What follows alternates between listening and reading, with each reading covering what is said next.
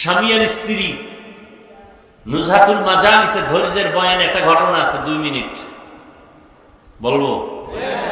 আবার তো আপনারা এমনি তো বলে কেসা কাহিনীর ওয়াজ করি, কি ওয়াজ বলে না? বলে না? কে বলে? যে বেনামাজি। এই কথাগুলো কারা বলে? কোন নামাজিরা ঠিক মত আসলে বলে না। বেজাল্লা নামাজির ওয়াজ করছি না একটু আগে, এরা বলে।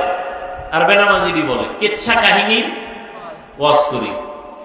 ওই আহমক জাহেলকে বলি, ও জাহেল, তুমি কেচ্ছা কাহিনী কি বুঝো? কোরআন হাদিসের ওয়াজ না করে কেচ্ছা কাহিনী বলো।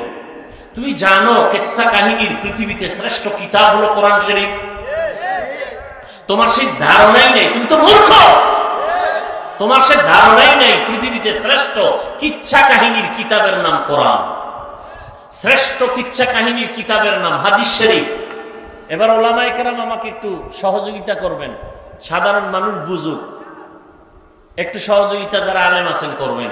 কোরআন শরীফে গরুর কেচ্ছা নাই? বলে সত্য কথা বলেন।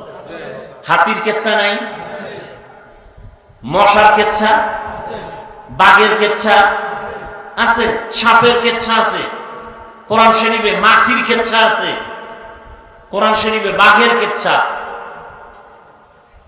বহু কেচ্ছা কাহিনী, 2000-এর উপরে আয়াত আছে শুধু কেচ্ছা কাহিনী, কেচ্ছা কাহিনী, কেচ্ছা কাহিনী। আর আমরা তো ওই কেচ্ছাই বলি যেই কেচ্ছা উম্মতের শুনাইলে মানুষের দিল নরম হয়।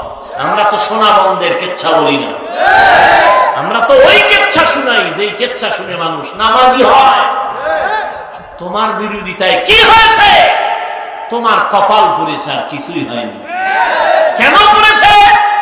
আমি তো বলি, সারা বাংলাদেশে চ্যালেঞ্জ করে বলি, যারা আলেমদের বিরুদ্ধে বলে আর ফেসবুকে লেখে এরা মা বাবার অভিশপ্ত সন্তান, কোনো সন্দেহ নাই।